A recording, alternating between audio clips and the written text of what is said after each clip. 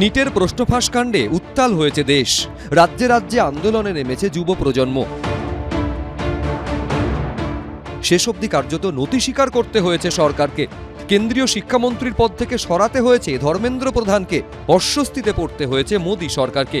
এই আবহেই নিট ইউজিতে রাজ্যের সেরা 100 জনকে সংবর্ধনা দিল রাজ্য সরকার। মঙ্গলবার নবান্ন সভাঘরে হয় এই সংবর্ধনা অনুষ্ঠানে উপস্থিত ছিলেন মুখ্যমন্ত্রী শুভেন্দু অধিকারী। পশ্চিমবঙ্গে সরকারি এবং বেসরকারি স্বাস্থ্য ব্যবস্থায় ব্যাপকভাবে পরিবর্তন এবং অগ্রগতির জন্য অঙ্গীকারবদ্ধ। আমরা এমন পরিকাঠামো, এমন স্বাস্থ্যকেন্দ্র, এমন পরিবেশ তৈরি করব যাতে আগামী দিনে আমাদের এই নিটে সফল হওয়া চিকিৎসকরা তারা নিজেরাই স্বইচ্ছায় এই রাজ্যে চিকিৎসা পরিষেবা দান করার জন্য উৎসাহিত হয়। সেই পরিবেশ পরিকাঠামো তৈরি করার দায়িত্ব পশ্চিমবঙ্গ সরকারের। পরিবর্তিত পরিস্থিতিতে যে বাংলার স্বপ্ন আমরা দেখছি, সেই বাংলার স্বপ্ন বুননের জন্য প্রথম যে 100 জন যারা চিকিৎসা ক্ষেত্রে ভবিষ্যতের নক্ষত্র হতে চলেছেন আপনারা তাঁরা। উচ্চশিক্ষা দপ্তর থেকে আসা আপনাদের কাছে, এর পরেতে যখন বড় হবেন, আরো বড় হবেন, শুধু নিজের কথা না ভেবে যে সমাজ, যে রাষ্ট্র আপনাকে এই পেশাতে তৈরি করছে তার কথাও ভাববেন এবং সমাজের জন্য আপনার যে সামাজিক কর্তব্য কতটা আপনি ফিরিয়ে দিতে পারছেন তা ভাববেন। দেখবেন সঠিক পথে থাকবেন। নিট ইউজিতে রাজ্যের সেরা হয়েছেন সব্যসাচী লস্কর। সর্বভারতীয় র্যাঙ্ক 36, স্কোর 720-র মধ্যে 696। কৃতীদের হাতে ল্যাপটপ ও সার্টিফিকেট তুলে দেওয়া হয় সরকারের পক্ষ থেকে। প্রথম 10 জনকে সংবর্ধনা জানান মুখ্যমন্ত্রী। আমাদের স্বাস্থ্য শিক্ষা ব্যবস্থাকে অগ্রাধিকার দিয়ে আমরা এমবিবিএস এর ক্ষেত্রে বা ডাক্তারির ক্ষেত্রে আরো আসন সংখ্যা বৃদ্ধি করা এবং 4টি নতুন মেডিকেল কলেজ কালিম্পং, আলিপুরদুয়ার, পশ্চিম বর্ধমান এবং দক্ষিণ দিনাজপুরে তৈরি করার পরিকল্পনা বাজেটে ঘোষণা করেছি। উত্তরবঙ্গে আরো একটি এইমস তৈরি করার কল্যাণীর পাশাপাশি পরিকল্পনা আমরা ঘোষণা করেছি। প্রশ্ন ফাঁস, তার জেরে দেশ জোড়া আন্দোলন, পথে জেনজি, উত্তেজনার আজ সংসদেও। প্রশ্নপত্র ফাঁস আটকাতে নতুন বিল এনেছে নরেন্দ্র মোদী সরকার, কিন্তু তা আদৌ কতটা কার্যকরী হবে তা নিয়েই প্রশ্ন তুলেছে বিরোধীরা। এই আবহেই রাজ্যে নিটের সফল পরীক্ষার্থীদের সংবর্ধনা দিল রাজ্য সরকার। এরই মধ্যে মঙ্গলবার সকালে দিল্লিতে দেখা গেল এই ছবি। মঙ্গলবার বৈঠকে খোদ প্রধানমন্ত্রীর সঙ্গে একেবারে ফার্স্ট বেঞ্চে জায়গা পেলেন তৃণমূলের বিদ্রোহী এনসিপিআই সাংসদ Kakoli Ghosh Dastidar.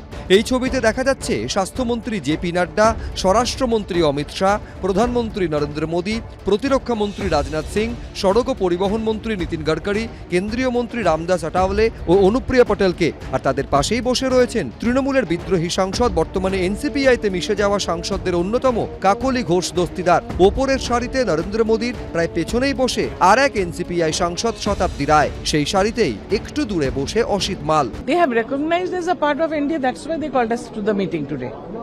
But further talk is going on regarding our seating arrangements and further recognition. So 2014 से पहले भी ऐसा मीटिंग कभी होता नहीं था, तो हमें बहुत अच्छा लगा। और हमारे जो 20 सांसद एनसीपीआई के जुट है, हम साथ काम कर रहे हैं, ये खुशी की बात है। খুব ভালো অভিজ্ঞতা, খুব সুন্দরভাবে আমাদেরকে স্বাগত জানিয়েছেন ওনারা, ভালো লাগলো।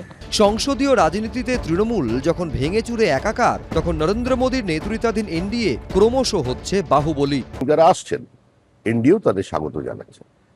তৃণমূলের কার্যপদ্ধতি, তৃণমূলের নেতৃত্বের প্রতি ঘৃণা, বিতৃষ্ণা, অনাস্থা আজকে এদের এই পর্যায়ে এনে দাঁড় করিয়েছে। কিন্তু এনডিএর শরিক হিসেবে তারা কাজ করবেন, এটা তো एनडीए शक्तिशाली হবে। एनसीपीआई के जो सांसद है वो तृणमूल कांग्रेस का सांसद होकर जीता था, ममता बनर्जी को तस्वीर लगा के जीता और बीजेपी का विरोध करके जीता। वो तो पार्टी के साथ गद्दारी किए हैं। একদিকে বিদ্রোহী তৃণমূল সাংসদরা এনডিএতে, অন্যদিকে তাদের কটাক্ষ করছেন কালীঘাট তৃণমূলের সাংসদরা। তাদের মধ্যে কটাক্ষের যুদ্ধ চলছে। নির্বাচনের ফলাফলের পর এ রাজ্যে তো বটেই, সারা দেশে অদ্ভুত রাজনৈতিক সমীকরণ কিন্তু আমরা দেখতে পাচ্ছি, যেটা কখনো বিশ্বাস করার মতন জায়গায় আমরা ছিলাম না। সেই অবিশ্বাসটা ক্রমশ বিশ্বাসে পরিণত হচ্ছে। যে তৃণমূল কংগ্রেসের সাংসদরা দিনের পর দিন বিজেপিকে বিরোধিতা করেছে, আর বিজেপি যে সমস্ত সাংসদদের তীব্র বিরোধিতা করেছেন, যেমন সায়নী ঘোষ, যেমন রচনা বন্দ্যোপাধ্যায়, তাদেরকেই তারা কিন্তু এনডিএ শরিক করে নিচ্ছে। অভূতপূর্ব রাজনীতির সমীকরণ কিন্তু ভারতবর্ষের রাজনীতিতে আমরা দেখতে পাচ্ছি।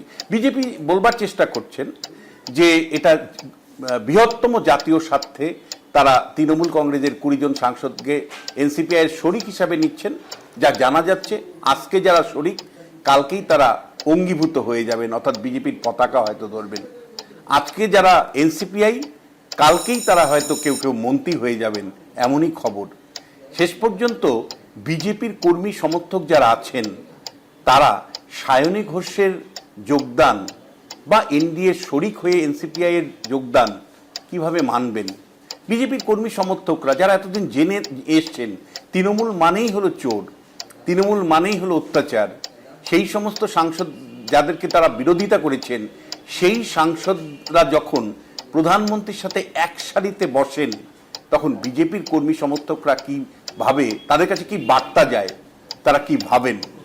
শেষ পর্যন্ত বৃহত্তম স্বার্থর কথা বারবার বলা হচ্ছে যে একের পর এক বিল পাস করার জন্য, কখনো বলা হচ্ছে মহিলা সংরক্ষণ বিলের পাস করার জন্য, কখনো বলা হচ্ছে ডিলিমিটেশন বিল পাস করার জন্য তারা এই বৃহত্তম স্বার্থে বিজেপি তৃণমূলের সাংসদদেরকে বিজেপি মানে এনডিএ শরিক করছেন বা পরবর্তী সময় বিজেপিতে অংশগ্রহণ করাবেন।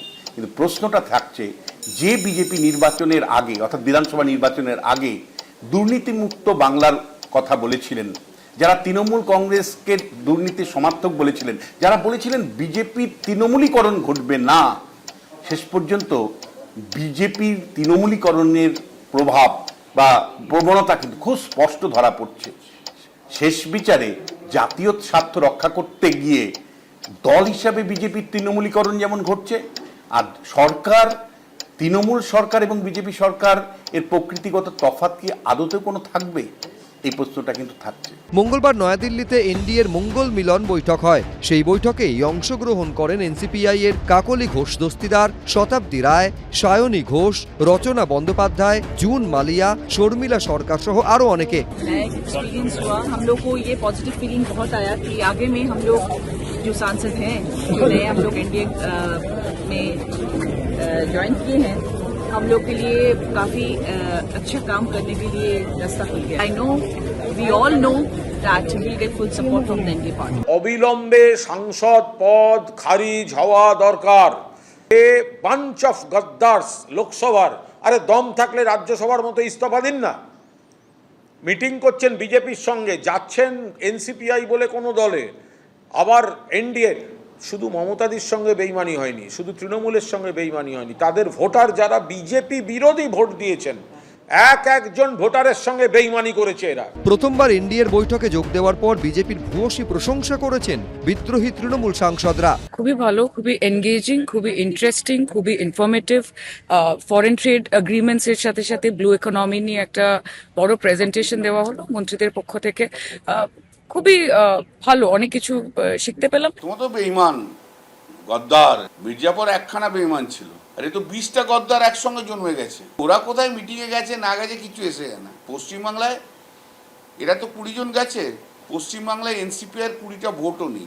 ভোটে ভরাডুবির পর তৃণমূলে ভাঙন। এখন কার্যত 3 পক্ষ, কেউ বিজেপির দিকে, কারুর বিরুদ্ধে বিজেপি ঘেঁষা হওয়ার অভিযোগ, আর একদিকে কালীঘাট তৃণমূল।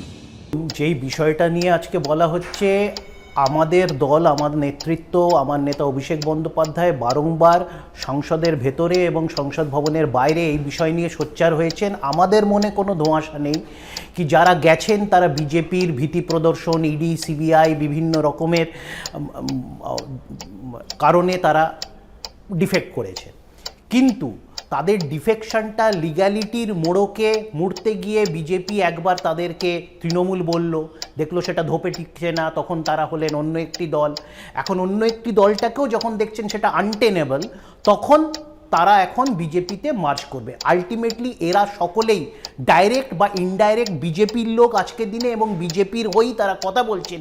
এই নিয়ে বাংলার মানুষ বা আমাদের মতো রাজনৈতিক কর্মী, আমার দলের কোনো সংশয় নেই। যাদের সংশয় আছে তারা দেখুক। আমরা তো বলেছি যে বিজেপি ভালোবাসায় হোক বিজেপির প্রতি বা ভয়ে ভীতির কারণে হোক, তারা বিজেপির সাথে সম্পৃক্ত হয়েছেন, বিজেপির কথা বিজেপি হয়েছে।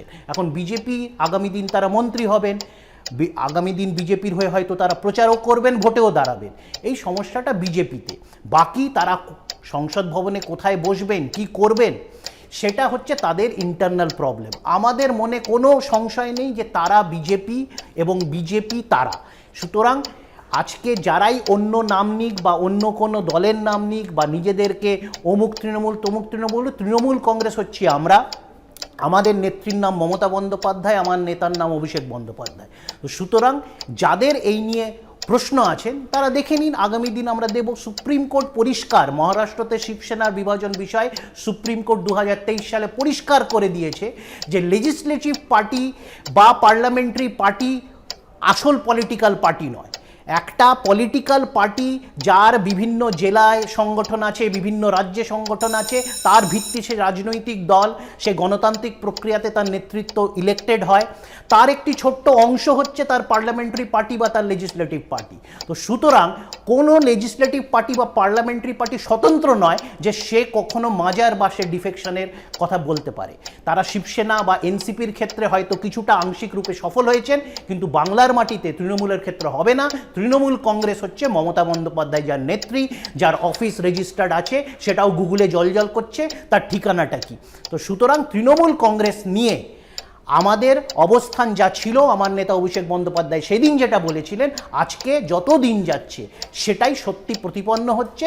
মানুষ দেখছে, বাংলার মানুষের মধ্যে কোনো সন্দেহ ছিল না, যাদের ছিল তারা বিচার করে নিক। বিধানসভার ফলাফলের পর পশ্চিমবাংলাতে দুটো জিনিস দেখা গেল। এক, বিধানসভায় যারা নির্বাচিত হলেন তৃণমূলের টিকিটে, তাদের একটা বড় অংশ তারা তৃণমূল থেকে বেরিয়ে গিয়ে তারা বললেন আমরাই প্রকৃত তৃণমূল। আর লোকসভার 20 জন সদস্য, 28 জনের 20 জন সদস্য তারা একটা আলাদা ব্লক তৈরি করলেন। তৈরি করে তারা বললেন আমরা তৃণমূলের সঙ্গে থাকতে চাই না। দেখো, কোনো ভয় ভীতি কোনো কিছুর ব্যাপার নেই, কাউকে চাপ দেওয়ারও ব্যাপার নেই। তারা দিল্লিতে থেকে বসে তারা ঠিক করলেন যে আমরা তৃণমূলের সঙ্গে থাকবো না, আমরা এনডিএকে সমর্থন করব। তো কেউ যদি আমাদেরকে সমর্থন করতে চায়, আমাদের তো আপত্তি করতে পারি না। আমাদের স্ট্রেংথ বাড়বে, লোকসভাতে এনডিএর স্ট্রেংথ বাড়বে। এই 20 জন সদস্যর এখনো পর্যন্ত 2.5 বছরের বেশি মেয়াদ আছে। তাদের নিজের কেন্দ্রে তাদের সেবা দেওয়ার দায়িত্ব আছে। একটা দল ক্ষমতা থেকে চলে যাওয়ার পর তৃণমূলের পক্ষে লোকসভার সদস্যদের, ওই তৃণমূলের লোকসভার সদস্যদের নিজ এলাকায় ঠিকমতো পরিষেবা দেওয়ার আর ক্ষমতা থাকছে না। লোকসভার সদস্যদের তো অনেক দায় আর দায়িত্ব থাকে, অনেক কাজ করার থাকে, অনেক প্রতিশ্রুতি থাকে, সেগুলো পূরণ করার থাকে। তো এই প্রতিশ্রুতি পূরণে তারা দেখছেন কেন্দ্রে যে সরকার আছে, রাজ্যে যে সরকার আছে, আমরা যদি সেই সরকারের দলের সঙ্গে এক হয়ে এবং তাদের সঙ্গে সংযুক্ত হয়ে আলাদা দল থেকে সমর্থন করতে পারি বাইরে থেকে, বা সেই দলে সরাসরি আমরা যোগ দিয়ে, আমরা এনডিএতে যোগ দিয়ে আমরা আমাদের এলাকার উন্নয়ন করতে পারবো, এইসব চিন্তাভাবনা থেকে তারা একটা আলাদা ব্লক করেছেন। তো আমরা তো এটাকে স্বাগত জানাবই। কারণ আমি মনে করি না লোকসভার যারা 20 জন সদস্য আছেন তাদের বিরুদ্ধে বিরাট কোনো অভিযোগ না আমাদের বিজেপির আছে, না সাধারণ মানুষের আছে। 2-1 জনের বিরুদ্ধে কিছু অভিযোগ আছে, আমরা তাদেরকে নিশ্চয়ই বলবো তারা সংযত হয়ে তারা কাজ করবে। কিন্তু বাকি প্রত্যেকের কাজ করার মানসিকতা আছে, তাদের রাজনৈতিক দীর্ঘদিনের অভিজ্ঞতা আছে, আমরা সেটুকু কাজে লাগাবো। তারা এনডিএতে শরিক হতে চেয়েছেন, এনডিএর মিটিংয়ে তাদেরকে ডাকা হয়েছে, তারা এনডিএতে প্রথম সারিতে তাদের যাদের নেত্রী আছেন তিনি বসেছেন। আমরা তাদেরকে মান্যতা দিয়েছি, আমাদের কেন্দ্রীয় নেতৃত্ব তাদেরকে মান্যতা দিয়েছে, সরকার তাদেরকে মান্যতা দিয়েছে। আমরা নিশ্চয়ই সেটাকে স্বাগত জানাবো, তাদেরকে ধন্যবাদ জানাবো। দ্বিতীয় যে পয়েন্টটা, তারা বিজেপিতে যোগ দেবেন কিনা, এর পুরোপুরি একান্ত আমাদের কেন্দ্রীয় নেতৃত্বের ব্যাপার। তাদেরকে বিজেপিতে নেবে কিনা, ওই দলটাকে বিজেপিতে মার্চ করিয়ে নেবে কিনা, এটা পুরো কেন্দ্রীয় নেতৃত্বের ব্যাপার। এখানে আমার কিছু বলারও নেই, আমি কিছু মন্তব্য করতে পারি না।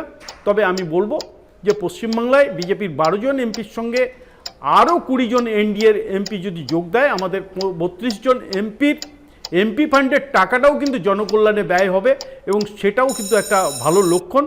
তারা তাদের মতো কাজ করতে পারবেন, তাদের অভিজ্ঞতা দিয়ে, তাদের প্রাজ্ঞতা দিয়ে তারা মানুষের আরও উপকার করতে পারবেন। গ্রিক দার্শনিক হেরাক্লিটাস বলেছিলেন, কোনো মানুষ কখনো একই নদীতে দুবার পা ডোবাতে পারে না।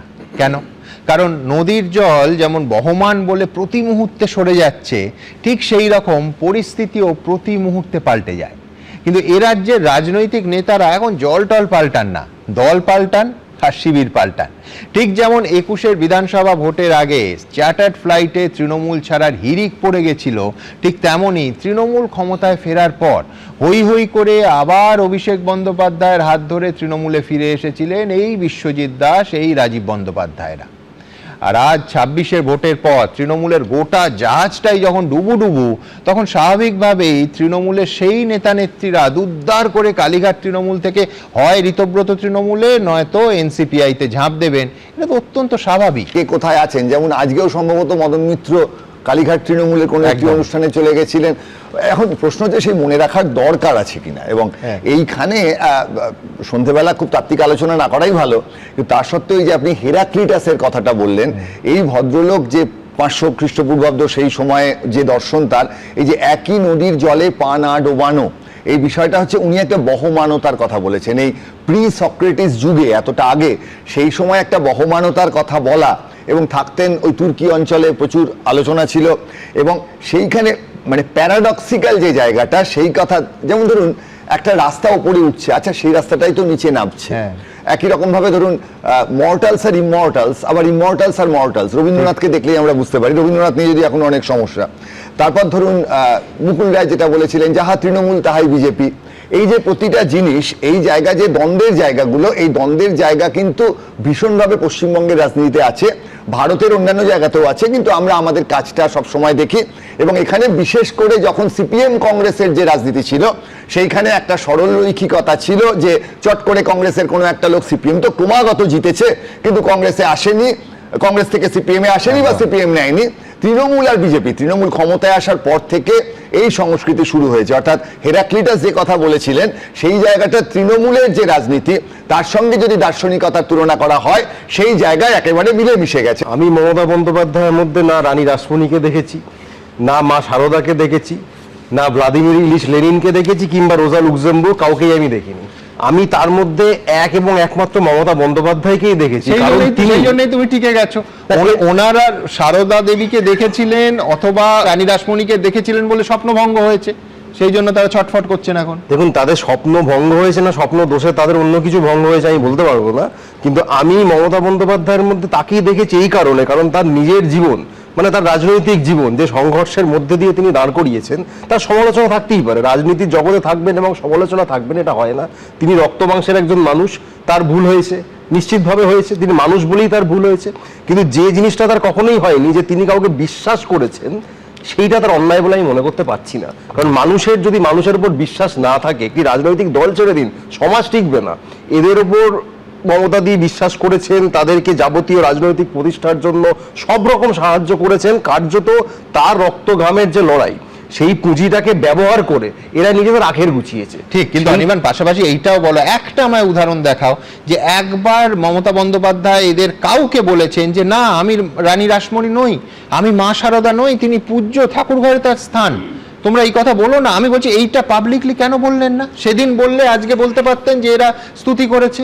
না, এরা যে স্তুতি করেছে, মানে আমি বলছি এই তেল কিন্তু বহু মেশিন খায়, এটাও মানতে হবে। ঠিক, মানে তেলে যেমন গাড়ি চলে, তেল আবার গাড়ি নষ্টও করে দেয়। তেলের মাত্রা বা যে কোনো ক্ষেত্রে সবকিছুরই মাত্রা নির্ধারণ হওয়া দরকার আছে। এবার এখানে দেখুন, প্রত্যেকের একটা স্ক্রিপ্ট, একটা চিত্রনাট্য মেনে তারা হয় যাচ্ছেন বা যাবো করছেন। সেটা হচ্ছে অভিষেক বন্দ্যোপাধ্যায় খুব খারাপ, এইখানে কিন্তু একটা সন্দেহের উদ্রেক হয়, বা আমরা খুব নিশ্চিতভাবে জানি যে তাদের প্যাকেজের একটা অংশ, যে ভাই দল ছাড়ো, মমতা বন্দ্যোপাধ্যায়কে ছাড়ো এবং অভিষেককে নিশানা করো। যত দোষ অভিষেক এটা তোমাদের বলতেই হবে। কেন এই তফাৎটা কি? যদি এনারা বলতেন যে মমতা বন্দ্যোপাধ্যায়কে দায়ী করে ছাড়তেন, কি তফাৎ হতো? তারা করবেন না, তারা অভিষেক দাকেই দায়ী করবেন, কারণ অভিষেক দাকে দায়ী করবার তাদের প্রয়োজন আছে, কারণ যেভাবে হোক তাকে কালিমালিপ্ত করতে হবে। এখনো পর্যন্ত আপনি দেখবেন অভিষেক বন্দ্যোপাধ্যায়ের বিরুদ্ধে যে পরিমাণ অভিযোগ করা হয়েছে, যে যতবার তাকে ডাকা হয়েছে, জেরা করা হয়েছে, ঘন্টার পর ঘন্টা জেরা করা হয়েছে, তিনি কিন্তু একমাত্র ব্যক্তি যিনি আত্মসমর্পণ করেননি। মদন মিত্রর মতো পোড় খাওয়া নেতা তার পরিবারের লোকজনের বাড়িতে ইডি গেল না, কাগজ পাঠালো, পরদিন তার বোধোদয় হয়ে গেল। স্বপন দ্বারা মুখে যাই বলুন যে বিজেপির কোনো মূল্যে তৃণমূলীকরণ হবে না, তারা করবেন না, গোটা তৃণমূলটাকে গিলে ফেলতেও বোধহয় বিজেপির এখন আর কোনো আপত্তি নেই। আমি এই মুহূর্তে কালীঘাটে এক শিল্পী থাকতেন, তার একটা গানের একটা অংশ আমি তোমাকে বলতে চাই। কিরকম? এই গানটা লিখেছিলেন পুলক বন্দ্যোপাধ্যায়। কেউ তো আপন হলো না, কেউ তো পাশে এসে দাঁড়ালো না, আপন ভেবে যাদের আমি বুকের মাঝে জড়িয়ে নিলাম, তারা শুধু কাঁটার মালা আমার গলায় পরিয়ে দিল। সুমাদা গেয়ে শোনা আমাকে তোমরা সবাই পথের পথিক বলো। আচ্ছা, এই গানটা খুব প্রিয়, মানে জনপ্রিয় গান। তো আজকে মমতা ব্যানার্জি নিশ্চয়ই এটা ভাবছেন। তো তোমার আমি প্রশ্নের উত্তরের আগে আমি এই বিশেষ করে এই ভদ্রলোককে, রাজীব বন্দ্যোপাধ্যায় সম্পর্কে আমি বলি, কত জনপ্রিয় নেতা। এবার উনি ডেবরাতে 28,801 ভোটে হেরেছেন। যাদবপুরে বিজেপিতে যোগ দেওয়ার পর 2021-এর একটা মিটিংয়ে উনি যাদবপুর এইচবিতে ছিলেন, আমিও সেই মিটিংয়ে ছিলাম। ঝেড়ে বেছে যদি আমি হিসেব করি 50টা লোকও ছিল না, এত জনপ্রিয় যে ওর নামে 100 লোক জোগাড় করার মতো লোক নেই, এত জনপ্রিয়। এই জনপ্রিয় নেতাকে আপনারা দিল্লিতে নিয়ে গিয়ে সাদরে, মানে গলায় উত্তরীয় পরিয়ে মেম্বার করেছিলাম, ন্যাশনাল এক্সিকিউটিভ কমিটির মেম্বার করেছিলাম। কিভাবে নিয়েছিলেন আমি একটু বলে দিই। এই রাজীব বন্দ্যোপাধ্যায় যখন বিজেপিতে এলেন 3 ফেব্রুয়ারি আলিপুরদুয়ারে 2021 সালে মমতা ব্যানার্জি মিটিং করতে গিয়ে ওকে দেখিয়ে বললেন বন সেবকের চাকরির বনসহায়কের চাকরির প্রচুর টাকা নয়ছয় করেছে, যে তার বিরুদ্ধে আমি তদন্ত করব, তাকে আমি বাইরে রাখবো না, এর সম্বন্ধে বলেছিল। 21-এর নির্বাচনে হারলো। হারার পর কিছুদিন বাদে আবার বিবেক বোধোদয়, ভুল করেছি, আবার মায়ের চরণে শরণ নিলেন, আবার ওখানে ঢুকলেন, তারপর তো কি না করে বেড়ালেন। এবার হারার পর উনি কি সব কথা বলছেন। আচ্ছা আপনি বলুন তো, তৃণমূল কংগ্রেস না, যত এই আঞ্চলিক বা পারিবারিক দলগুলো আছে, পরিবারের কোনো লোকজন যদি না থাকে, মানে উত্তরসূরি হিসেবে যদি কেউ না আসে, সে দলগুলো কোনোদিন টেকেনি, এ তো জানার কথা। এনডিএর বৈঠকে উপস্থিত তৃণমূলের বিদ্রোহী সাংসদরা, অর্থাৎ এনসিপিআই। নরেন্দ্র মোদীর সঙ্গে প্রথম সারিতে কাকলি ঘোষ দস্তিদার, উপরের সারিতে নরেন্দ্র মোদীর প্রায় পিছনেই বসে আরেক এনসিপিআই সাংসদ শতাব্দী রায়, সেই সারিতে একটু দূরে বসে অসিত মাল। কিন্তু একটা প্রশ্নের উত্তর এখনো ঝুলে রয়েছে, তা হলো এনসিপিআই কি বিজেপির সঙ্গে মিশে যাবে, নাকি এভাবেই থাকবে? এই আবহেই সোমবার নবান্নে গিয়ে মুখ্যমন্ত্রী শুভেন্দু অধিকারীর সঙ্গে বৈঠক করেন এনসিপিআই সাংসদ সুদীপ বন্দ্যোপাধ্যায়। দুজনের মধ্যে প্রায় 40 মিনিট বৈঠক হয়। খুব ভালো অভিজ্ঞতা, এবং যেটা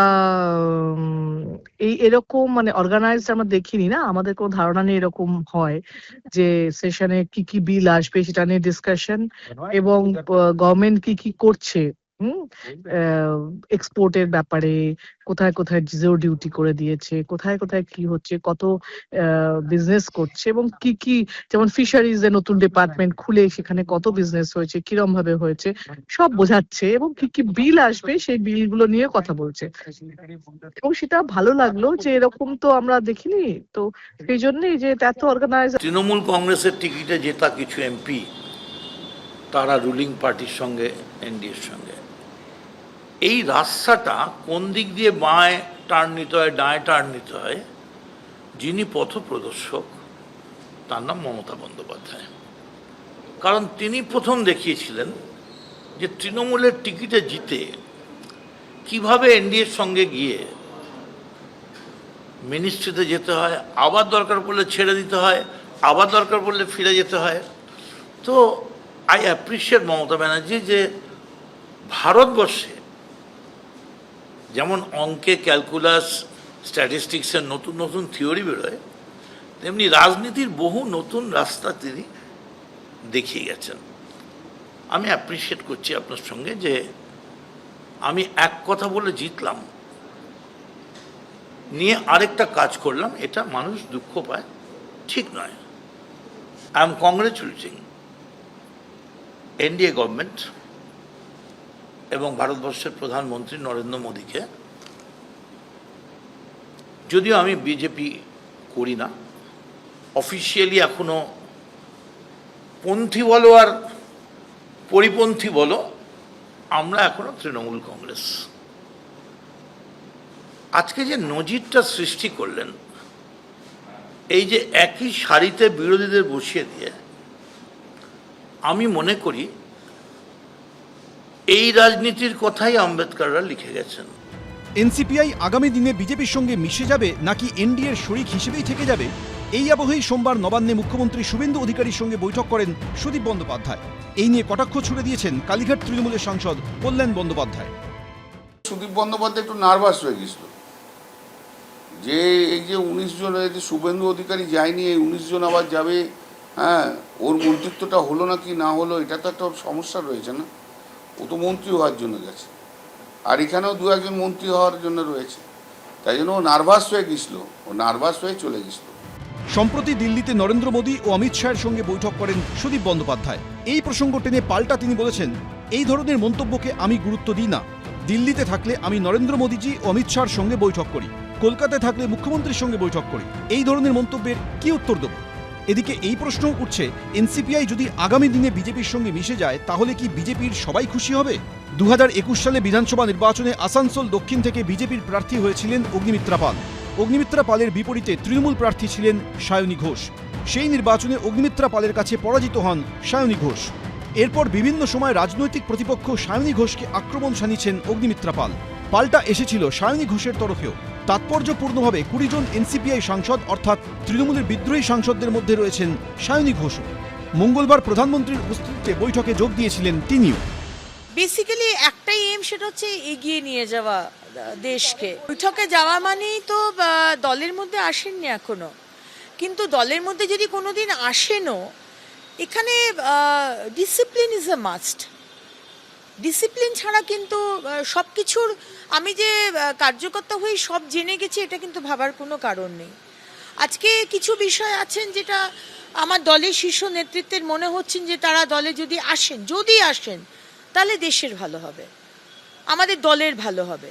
তো সেইটা হিসেবে হয়তো তারা এখনো তো তারা আসেননি, সুতরাং আগে থেকে এটা স্পেকুলেট করা উচিত নয়। দেশ সর্বপ্রথম এবং শীর্ষ নেতৃত্বের ডিসিশন সর্বপ্রথম। কথাটা হচ্ছে যে তৃণমূল কংগ্রেসের যে অস্তিত্ব যে অবস্থায় আছে, আমরা তৃণমূল কংগ্রেসকে নিয়ে কেন আমরা বিজেপি থেকে আলোচনা করব? আমরা কেন করব?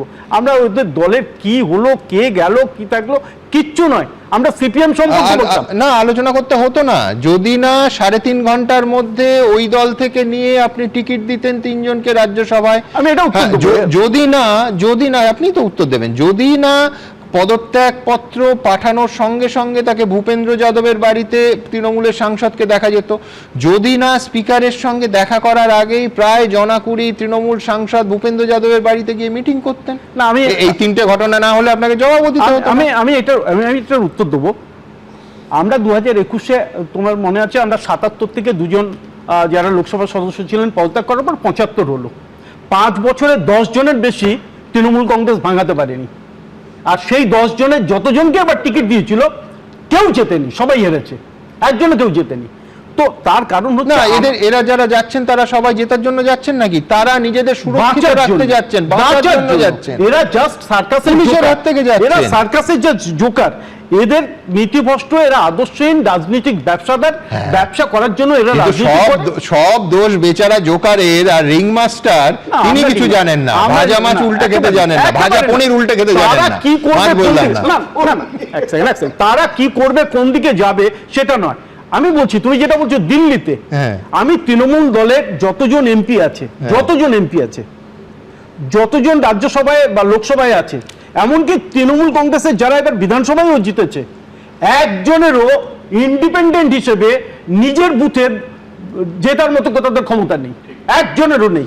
তাই আমার লোকসভার বাধ্যবাধকতার জন্য, আমার রাজ্যসভার বাধ্যবাধকতার জন্য কেউ যদি আমাদের সঙ্গে সমর্থন করতে চায়, আমাদের অসুবিধাটা কোথায়? আমরা 2/3 হতে হবে, সেই জন্য প্রয়োজন। এক সেকেন্ড, আমার নিতে আমাদের অসুবিধা কিছু নেই, কিন্তু পশ্চিমবাংলার বিধানসভার ক্ষেত্রে যদি আমি বলি, আমরা 2008-এর আগে দাদা আপনার নিতে অসুবিধা নেই, আমাদের দেখতেও অসুবিধা ছিল না যদি সংকল্পপত্রে বলে দিতেন কি কি ক্রাইটেরিয়া থাকলে একজন মানুষ ভালো তৃণমূল হতে পারে আর কি কি ক্রাইটেরিয়া থাকলে একজন মানুষ খারাপ তৃণমূল হতে পারে। আপনি বলবেন, সুকান্ত মজুমদার ভোট প্রচারে বললেন প্রকাশ্চিক বড়াই হচ্ছে গরু পাচারকারী, তাকেই তো রাজ্যসভায় পাঠাচ্ছেন, তাহলে কে ঠিক? সুকান্ত মজুমদার মিথ্যে বলে একজন মন্ত্রী, তিনি ওখানে গেছেন, ওখানকার যে ইনফরমেশন ওর কাছে তুলে দেওয়া হয়েছে তার ভিত্তিতে বলেছেন।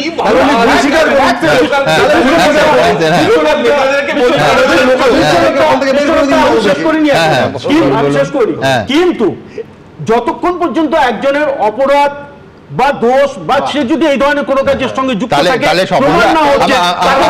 এই প্রশ্ন আপনারা ঠিক করে নিন যে স্বপন দাস দেবে না অনির্বাণ দেবে, সেটা একেবারে পরিষ্কার।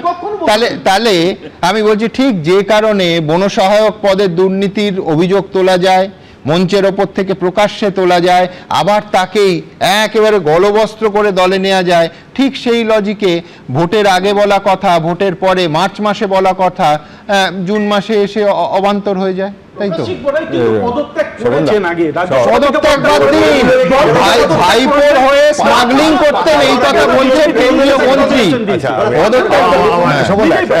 স্বপনদা এবং অনির্বাণ দুজনের উপরই আজকের ব্যক্তিগত আজকের যে সময় সেই জায়গা থেকে সম্পূর্ণ সম্মান আছে। স্বপনদার দীর্ঘ রাজনৈতিক জীবন এবং কখনো তিনি তো এরকম ঘটনা ঘটাননি, কোনো একটা কারণে দলের ডিসিপ্লিনের জন্য ওনাকে এটা বলতে হচ্ছে পাবলিক ডোমেইনে। একটা প্রশ্ন বলি স্বপনদা, সেটা হচ্ছে ধরুন তাস খেলা হচ্ছে, এবার জোকার আছে, জোকার 3, এবার আপনার কাছে টেক্কা সাহেব আর গোলাম আছে, 4টে তাস ফেলতে হবে, আপনি তো ওই 3টাকে তখন টেক্কা সাহেব আর গোলামের মাঝে বিবি করেই বসাবেন। এখন এই বিবি পরে আপনার দলের কন্ট্রোল নেবে কিনা এটা রাজনৈতিক আলোচনা। দ্বিতীয় হচ্ছে সবাইকে নিয়ে নেয়া, যেটা বিজেপি করছে, এটা করতে গেলে একটা অসুবিধা হয়, মিডিয়েট করার লোক থাকে না।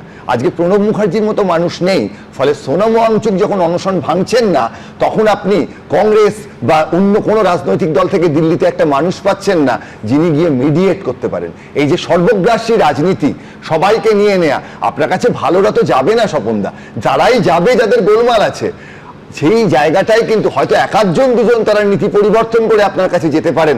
সাধারণভাবে যারা যাবেন, আপনিও জানেন, আপনি তথ্য দেখলে বুঝবেন, তারা প্রত্যেকে কিন্তু ব্যক্তিগতভাবে দুর্নীতি এবং দুর্বৃত্তায়নের সঙ্গে যুক্ত ছিলেন। আমি বিশ্লেষণে আরেকটা মাত্রা যোগ করি, সেটা হচ্ছে ধরুন স্বপনদা যে আপনি বড় স্তরে নিচ্ছেন কেন, আপনার পার্লামেন্টে আপনার সংসদে সংখ্যা দরকার, আপনি তার নিচে নামছেন না, এটা কোনো নীতি হতে পারে? যে আমি বড়দের নেব, আমি কাউন্সিলর, এখন তো সামনে সেরকম বড় ভোট নেই, বিধায়ক নেব না, কিন্তু আমি নির্দ্বিধায় এমপিদের নেব, কেন? আমার পার্লামেন্টে 2/3 লাগবে না। আমার লোকসভাতে এনডিএ 300-র উপর সদস্য আছে, কিন্তু এককভাবে বিজেপির আমাদের দলের মাত্র 240 জন। তো আমার অ্যাবসলিউট মেজরিটি পেতে গেলে আমার যদি কেউ পদত্যাগ করে বা তারা যদি দল থেকে বেরিয়ে এসে আলাদা ফ্রন্ট করে আমাদেরকে সমর্থন করে, এরকম তো আমরা নিয়েছি, আমরা নিইনি, আমরা মহারাষ্ট্রে নিইনি, আমরা তো নিয়েছি। প্রশ্নটা হচ্ছে যে যাদের বিরুদ্ধে যা অভিযোগ, ভোটের আগে কয়েক সপ্তাহ আগে যাদের বিরুদ্ধে বিজেপি যা বলেছে, সেই তদন্তগুলো থমকে যাবে কিনা?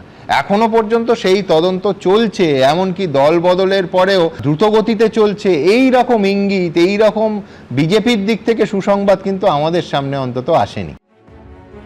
এর মধ্যেই এনসিপিআই সাংসদ সুদীপ বন্দ্যোপাধ্যায়ের বিরুদ্ধে পোস্টার পড়ল তারই বাড়ির কাছে, কোথাও লেখা বেঈমান, কোথাও চোর। উপরে কলকাতা উত্তরের সাংসদ সুদীপ বন্দ্যোপাধ্যায়ের ছবি, আর নিচে লেখা তাপস রায়, কুণাল ঘোষ। মঙ্গলবার সকালে তালতলা এলাকায় এসএন ব্যানার্জি রোডে দেখা যায় এই পোস্টারে ছেয়ে গেছে। তৃণমূলের প্রতীকে জয়ী হয়েছিলেন সুদীপ বন্দ্যোপাধ্যায়, তিনি এখন বিদ্রোহী। 20 জন বিদ্রোহী তৃণমূল সাংসদ মিশে গিয়েছেন এনসিপিআইতে। এই পরিস্থিতিতে এই পোস্টার ঘিরে চরমে উঠেছে রাজনৈতিক তরজা। পোস্টারের নিচে লেখা তাপস রায়। এই তাপস রায় কে? তিনি কি পোস্টার লাগানোর নেপথ্যে? পোস্টারে যে কন্টেন্টটা লেখা আছে ওটাকে আপনি বিশ্বাস করেন?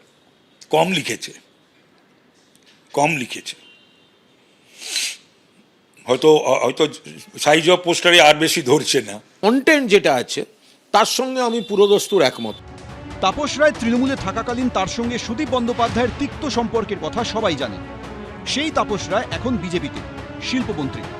উল্টো দিকে বিদ্রোহের পর মমতা বন্দ্যোপাধ্যায়ের সঙ্গ ছেড়ে সুদীপ বন্দ্যোপাধ্যায়ও এখন বিজেপি নেতৃত্বাধীন এনডিএতে। নরেন্দ্র মোদী অমিত শাহের সঙ্গে বৈঠক করছেন। সোমবার রাতেই শুভেন্দু অধিকারীর সঙ্গে বৈঠক করেন সুদীপ বন্দ্যোপাধ্যায়। আর মঙ্গলবার দেখা গেল এই ছবি। কে বা কারা লাগালো এই ছবি? জল্পনা তুঙ্গে। সকলেই জানে সুদীপের সঙ্গে আমার রাজনৈতিক সম্পর্ক আজ না, দীর্ঘ বহু বছরে। তবে আমি এটা বলতে পারি যে আমি কলকাতা উত্তরের দীর্ঘদিনের রাজনৈতিক কর্মী। খুবই ক্রুদ্ধ উত্তর কলকাতার সাধারণ মানুষ, এবং তৃণমূলে অনেকগুলো পক্ষ তো এখন সব পক্ষই ওর বিরুদ্ধে, সুতরাং এটা তাদেরই কাজ হবে। কুণাল ঘোষের সঙ্গেও সুদীপ বন্দ্যোপাধ্যায়ের সম্পর্ক এক শিবিরে থাকার সময়ও মোটেই মধুর ছিল না। সংঘাত বারে বারে প্রকাশ্যে এসেছে। সুদীপ বন্দ্যোপাধ্যায় শিবির বদলের সিদ্ধান্ত নিতেই তাকে চাঁচাছোলা ভাষায় নিশানা করেছিলেন কুণাল ঘোষ। ছাড়েননি নয়না বন্দ্যোপাধ্যায়কেও। তবে এখনও কালীঘাট শিবিরেই রয়েছেন নয়না বন্দ্যোপাধ্যায়। এই প্রেক্ষাপটে সুদীপ বন্দ্যোপাধ্যায়ের বিরুদ্ধে পড়ল পোস্টার। রহস্যজনকভাবে যার নিচে দেখা গেল জোড়া নাম, তাপস রায় ও কুণাল ঘোষ। আমি তো জোরে এমনি এগুলো বলি, আমি আর পোস্টার করতে যাব কেন? ওই কুণাল ঘোষ আমি নই, আমি কোনো পোস্টার এসব করাইনি। কিন্তু পোস্টারের যে কন্টেন্ট, অর্থাৎ সুদীপ বন্দ্যোপাধ্যায় বেইমান, যে অ্যান্টি বিজেপি ভোট পেয়ে জিতে যে বিজেপির কোলে দোল খেতে যায়, বারবার এইভাবে শিবির চেঞ্জ, দল বদল এইসব করে, তো বেইমান। তৃণমূলের তো অনেকগুলো এখন ফ্যাকশন হয়ে গেছে, সব ফ্যাকশনই কিন্তু ওর বিরুদ্ধে, ওর এবং ওর বউয়ের বিরুদ্ধে। তারা সব তো পোস্টারও মেরেছে। তবে এইটুকু নিয়ে আমি জানি যে তৃণমূলীরা যত বিভাগেই আছে, সবই খুব ওর উপর মানে চটে আছে, ক্ষেপে আছে, ক্রুদ্ধ, মানে ভয়ঙ্কর। কন্টেন্টকে আমি কন্ট্রাডিক্ট করছি না। পোস্টারে যেখানে সুদীপ বন্দ্যোপাধ্যায়কে বেইমান তো বটেই, ফলে আমি পোস্টারের বক্তব্যকে আমি কোথাও কন্ট্রাডিক্ট করছি না। তাপস রায় আক্রমণ করছেন, কুণাল ঘোষ কটাক্ষ করছেন। জোড়া আক্রমণের মুখে সুদীপ বন্দ্যোপাধ্যায়। এই আবহেই পাল্টা আক্রমণ শানিয়ে তিনি বলেছেন, এই ধরনের মন্তব্যকে আমি গুরুত্ব দিই না।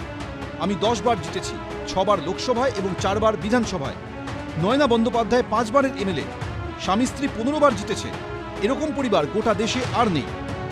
দিল্লিতে থাকলে আমি নরেন্দ্র মোদীজি অমিত শাহের সঙ্গে বৈঠক করি, কলকাতায় থাকলে মুখ্যমন্ত্রীর সঙ্গে বৈঠক করি।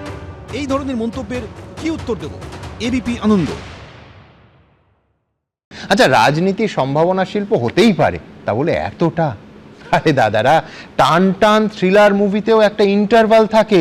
এ রাজ্যে নন স্টপ থ্রিলার কমেডি হচ্ছে। নতুন জন ব্রিগেডিয়ার দেবাশিস কি মানবেন? এই জিনিস দেখেছেন কোনোদিন? প্রথমে ধন্যবাদ জানাই, কারণ এখানে যারা আছেন তারা সবাই মানে বড় মানুষ, মানে সমাজের উঁচুতলার লোক। আমি বোধহয় যারা সাধারণ মানুষ, ভোটার, যতবার আমি এসছি আপনার সঙ্গে ভোটারদের বা নাগরিকদের হয়ে কথা বলেছি এবং 10 বছর ধরে বলছি। এবং সেখানে আমি যেটা দেখতে পাচ্ছি যে যেটা মানে বিজেপির বক্তব্য, সেটা কিছুটা আমি মানি, যে একটা বড় কাজ করতে হলে একটা ছোট স্যাক্রিফাইস দিতে হবে। সেই বড় কাজটা হয়তো ইউসিসি পাস করা বা এই বিল, এবং তার জন্য যেহেতু আপনি বললেন সংখ্যাগরিষ্ঠতা না 2/3 মেজরিটি দরকার, 340টা সিট দরকার। আপনাদের এখন বোধহয় লোকসভায় 40টা মতো কম আছে। আমি লোকসভায় বলেছি আমাদের সংখ্যাগরিষ্ঠতা নেই, সংখ্যাগরিষ্ঠতা আছে আপনাদের না, হ্যাঁ দলের নেই, আছে, ছোটখাটো বিল পাস করা যেটা বলেছি। এবার এই যে এমটা, যেটা বিশ্বনাথদার স্ট্যাটিস্টিক্স আমরা রোজই শুনি, তো আর বোধহয় রাজ্যসভায় 12টা বা 13টা কম আছে, আর লোকসভায় 40টা এখন অবধি। এই 20 জনকে সামিল করবার পরে আর যতগুলো ইউবিটি সব এসে গেছে, তো তার মানে ওইটাও ওদের অ্যাডজাস্টমেন্টে হয়েছে। তো এইটা বোধহয় এখনকার যে রাজনৈতিক সিচুয়েশন ভারতবর্ষের, সেটা আমরা তো অনেক দিন ধরে দেখছি। এগুলো শ্যাম দান দ্বন্দ্ব ভেদ করে কিরাম যেন তেন প্রকারে করো, এটা কিন্তু মানতে রাজি আছি যে তাদের ওভারঅল দেশের পলিটিক্যাল এজেন্ডার জন্য এই ডিলিমিটেশন হয়তো তারা চায়, তাদের সুবিধা হবে এবং হয়তো দেশেরও ভালো হবে, আমি জানি না। বাট যেটা অসুবিধা, যেটা মানতে, সেটা হচ্ছে জানেন, ছোটবেলায় আমাদের কর্পোরেশন থেকে টিকা দিত এবং বাবা মা সকাল থেকে আমাদের বলতো টিকা না নিলে পক্স হবে, গুটি বসন্ত হবে, হাম হবে, এই দুনিয়ার কথা। সন্ধ্যাবেলা আমরা পালিয়ে যেতাম। তো পাবলিকের ওই এখন না অবস্থাটা হচ্ছে যে তারা কনফিউজ হয়ে ঘুরছে, আমি নিজে কনফিউজ হয়ে ঘুরছি যখন এগুলো দেখছি। তার মানে আমি এটা মানছি যে তারা ভোটটা দেওয়ার জন্য নিচ্ছেন, that is okay, that is fine, কিন্তু যেটা চোখের সামনে দেখছি যে তার মানে কোনো যেটা আমাদের প্রমিস করা হয়েছিল সাধারণ ভোটারকে যে উল্টা লটকানো হবে, বেছে বেছে তদন্ত হবে, সেইগুলো আর হবে না। কারণ আমি যাদেরকে এখন লাস্ট 2 দিন ধরে টিভি দেখছি না, তারা মানা হওয়া বদমাস। কেউ পুলিশটা ঘুরে দেখে বলেছিল, হ্যাঁ সে পুলিশকে রাত্রিবেলা গালাগালি দিয়েছিল, তা সেই পুলিশটার মা এবং তার বউ সম্বন্ধে সে এখন রোজ টিভিতে আসছে, ছেয়ে গেছে। একজন ছিল টালিগঞ্জের বেহালার দিকের, হ্যাঁ তার বান্ধবীর খাটের তলা থেকে এমন শোনা পাওয়া গেছে যে আমরা চিন্তা করতে পারি না, সে এখন রোজ টিভিতে আসছে। এবং এই লোকগুলো এখন প্রাধান্য পাচ্ছে, তার মানে এদের শাস্তি তো ভুলে যান, হয়তো এদেরকে আমাদের দেখতে হবে। এবার কি দেখুন, আমি সমাজের যে স্তরে বিচরণ করি সেখানে আমি অনেকবার এমন হয়েছে যে শাসক দলের স্ট্রং অপোজিশন, আপনি জানেন এই রামকৃষ্ণ আর বিবেকানন্দ আর সারদা মা নিয়ে বলা নিয়ে আমি বলেছি এবং স্ট্রং অপোজিশন করেছি। তারপরে শাসক দলের যে লোক ছিল সে আমার সাথে ভদ্র ব্যবহার করেছে, কোনো আমার খামতি দেখিনি, কারণ আমরা সেই স্তরে। কিন্তু যারা পাড়ায় থাকে, যারা গ্রামে থাকে, যারা মার খেয়েছে, তাদের কাছে এটা মেনে নেওয়া না যে বৃহত্তর স্বার্থের জন্য দেশের, তারা একটু কনফিউজ ঘুরছে। সত্যি কথা, তারা হয়তো কিছু করতে পারবে না। আমি আপনার একটা যুক্তিতর্কের প্রোগ্রামে বলেছিলাম যে আমরা কিছু করতে পারি না, আমরা সাধারণ মানুষ, আমরা অভিশাপ দিতে পারি। আমি জানতাম না আমাদের অভিশাপ এত পাওয়ারফুল। কি অবস্থা হচ্ছে দেখুন, আপনি নিজের মুখে বলছেন। মানে একটা কথা আজকাল আমি, কেউ বলে না এদের তৃণমূল কংগ্রেসের লোকেরা, সেটা আমি একটু বলি আজকে, যে মাননীয়ের অনুপ্রেরণায় আর সেনাপতির নেতৃত্বে সর্বভারতীয় তৃণমূল কংগ্রেসকে পটুয়াপাড়া তৃণমূল কংগ্রেস করে দিয়েছে। আর তৃণমূল নামটা আর বলতে পারবে না, শিবসেনা ইউবিটি লেখে, কি উদয় বাল ঠেকেরে। তো এখানে তাহলে কি হবে? TMC BNP, Banerjee. কারণ আর তো মানে দুটো মিত্র ছিল, একটা মিত্র চলে গেছে, একটা মিত্র বোধহয় যাবে, এখন খুব গালাগালি দিচ্ছে। দুটো ঘোষ ছিল, একটা ঘোষ চলে গেছে, আর একটা ঘোষ বোধহয় যাবে, মানে আই এম জাস্ট সেইং। তো এইখানে আমি মানতে পারছি, কিন্তু সাধারণ মানুষটা একটু কনফিউজ ঘুরছে, কারণ পাড়ায় সেই লোকগুলো যেগুলো এদেরকে চমকিয়েছিল স্যান্ডো গেঞ্জি পরে, তারা এখন সেই লিডারদের সাথে ফটো নিচ্ছে, আমি রোজ দেখছি।